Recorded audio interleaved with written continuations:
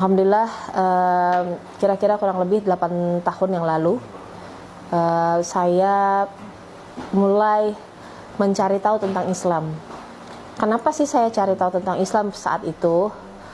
Karena waktu itu saya benar-benar dihadapkan dengan banyak pertanyaan-pertanyaan mengenai seputar agama Islam ya. Karena latar belakang saya dulu adalah seorang Kristen, Kristen Protestan, yang pada saat itu juga cukup rajin ya ke gereja. Saya termasuk salah satu orang yang mungkin aktif juga enggak, tapi ya rutin ya, kalau namanya kita beribadah itu rutin ke gereja sama anak-anak. Jadi saya berlatar belakang, saya itu dulu seorang ibu single parent dengan 2 orang anak. Jadi anak saya tadi yang pertama dan kedua, membesarkan mereka single parent. Waktu itu mereka kira-kira usia kelas 5 atau kelas 6 SD waktu saya mulai cari-cari tahu tentang Islam. Jadi saya dulu biasanya bertiga sama mereka tuh emang selalu ke gereja bareng, selalu ya sama-sama lah, karena emang saya sendiri membesarkan mereka, jadi kita terbiasa dengan apa-apa tuh dikerjakan sama-sama. Terus saya juga nggak ada rahasia apa-apa sama mereka gitu. Sampai suatu saat saya ketemu sama seorang teman, terus entah kenapa hadir aja kayak pertanyaan di dalam diri saya waktu itu. Sebenarnya orang Islam tuh berdoanya sama siapa sih gitu kan? Karena yang saya tahu waktu itu kayaknya kedengarannya sama Nabi Muhammad. Jadi dulu anggapan saya orang Islam tuh Tuhannya Nabi Muhammad. Dulu anggapan saya kayak gitu. Jadi waktu itu saya pikir, oh Tuhannya Nabi Muhammad kali gitu kan. Tapi karena nggak pernah berani tanya atau apa, jadi ya udahlah sambil lalu aja. Karena emang dari latar belakang keluarga juga nggak ada yang beragama Muslim. Jadi nggak pernah ada hadir pertanyaan atau apa gitu, nggak pernah, karena memang nggak ada juga informasinya gitu ya. Jadi nggak kepengen tanya juga. Cuman karena waktu itu sudah semakin banyak ngobrol apa segala macam ya. Jadi saya pengen tahu tentang Islam. Salah satu yang memicu saya pengen tahu tentang Islam tuh waktu itu qadarullah tuh salah satu teman kantor saya tuh ada kesulitan. Dia itu perlu susunya tuh nggak ada di Indonesia, adanya hanya di Australia. Terus waktu itu juga Umi Pipik bikin charity night kalau nggak salah waktu itu, untuk pasien apa saya udah agak lupa ya, tapi waktu itu charity night. Jadi waktu itu tadi bukan teman kantor saya, tapi salah satu charity night-nya dari Umi Pipik, cari susunya tuh ada di Australia, dan kebetulan bos saya waktu itu orang Australia gitu. Pokoknya singkat cerita, kita mau support, mau bantu, ada memberikan susu apa segala macam, itu saya upayakan gitu ya. Waktu itu saya masih Kristen, cuman saya tertarik aja kalau ada kegiatan-kegiatan sosial gitu ya, mau siapa aja saya inginnya bantu gitu. Jadi waktu itu saya coba telepon salah seorang teman saya, ini butuh apa gitu ya, jadi kita urunan apa segala macam ya, ngobrol gitu. Sampailah ke satu itu malam charity-nya tuh kayak dibuat ada malam charity gitu, ada malam penyerahan donasi lah seperti itu ya kalau kurang lebih. Nah waktu itu saya datang ke sana. Qadarullah teman saya yang ngenalin saya ke Umi Pipik nih malah nggak datang karena anaknya sakit. Dia malah nggak bisa datang, jadi saya mesti datang ke sana sendiri. Tadinya harapan saya ke sana nyerahin ke dia aja, karena dia waktu itu teman saya dari saya masih SMA. Saya berharapnya ketemunya sama dia, nyerahinnya sama dia. Saya nggak berharap juga mau masuk ke, saya juga waktu itu nggak tahu Umi Pipik itu siapa gitu kan, nggak tahu gitu. Cuman karena waktu itu zaman dulu tuh kita temenan di pet, jadi kan informasi-informasi itu kan di share gitu ya di pet. Ada butuh ini apa segala macam. Terus teman saya sering repeat waktu itu kan, sering merepeat dari kata-katanya Umi Pipik, dan ada beberapa highlight dari kata-kata Umi Pipik tuh yang kena gitu ya ke saya gitu ya. Saya kayak suka gitu sama kata-katanya. Jadi kalau tahu seperti apa Umi Pipik sih tahu-tahu banget enggak gitu, tapi ya biasalah kita bisa cari tahu di Google apa segala macam ya, minim aja informasi saya waktu itu. Dan itu akhirnya saya juga ngapain ke sana, cuman karena mesti diserahin, jadi kan kita mesti ke sana nih. Akhirnya saya ke sana lah. Saya ke sana yang luar biasanya waktu itu karena teman saya nggak ada, dia cuma ngasih tahu kamu ketemunya sama ini ya, dia bilang. Saya ketemulah sama ada salah satu teman di sana ya, ketemu sama beliau nih. Terus saya waktu itu masih pulang kantor gitu ya, busana kantor juga minim, apa segala macam serba minim ya. Sedangkan saya datang ke tempat perkumpulan pengajian ya kayaknya waktu itu gitu ya. Jadi waktu saya masuk ke pintu tuh kayaknya, wah saya tuh kayak orang asing sendiri gitu kan. Rupanya mereka kan bajunya jilbab panjang-panjang ya, bajunya warna hitam gitu kan. Saya kayak nggak mau masuk gitu, tapi ini kan masih diserahin gitu. Jadi mau nggak mau waktu itu harus tetap masuk. Ketemu sama salah satu orang di sana.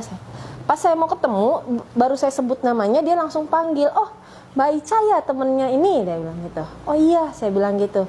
Oh iya Mbak, sini Mbak, silahkan Mbak, apa segala. Jadi luluh lantak lah kayaknya pengetahuan saya tentang Islam ya, karena waktu itu kan belum lama juga ada kejadian-kejadian teroris lah apa segala macam, apa segala itu kan memframing ya, kayaknya Islam tuh kayak jahat, Islam tuh kayaknya aduh pokoknya kurang baik gitu ya, yang kita seperti yang ada di luar-luar gitu ya, karena minimnya informasi kan.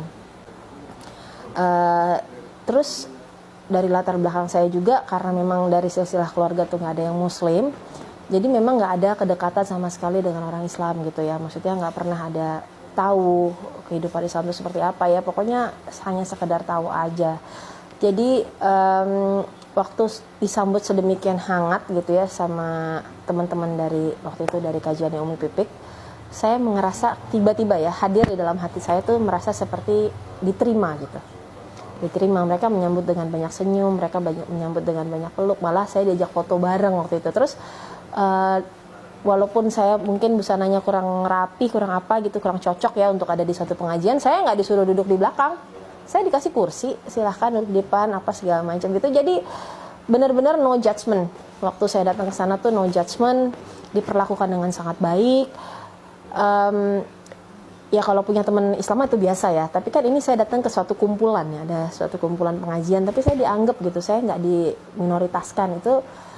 Waktu itu disitulah mulai hadir pertanyaan-pertanyaan banyak dalam diri saya, salah satunya muncul lah, itu siapa sih sebenarnya Tuhannya umat muslim nih, orang Islam ini Tuhannya siapa sih? Emang iya Nabi Muhammad gitu kan, tapi kan gengsi kan mau tanya-tanya ya, gengsi gitu mau tanya-tanya, ngapain tanya-tanya gitu kan, gengsi mau tanya-tanya. Akhirnya saya cari, tapi ya itu mungkin jalan dari Allah juga ya, pencarian saya mungkin nggak sempurna, hanya sedikit informasi, dan saya selalu kayaknya teman-teman di kantor aku tuh kan selalu rela meluangkan waktu ya untuk sholat gitu kan.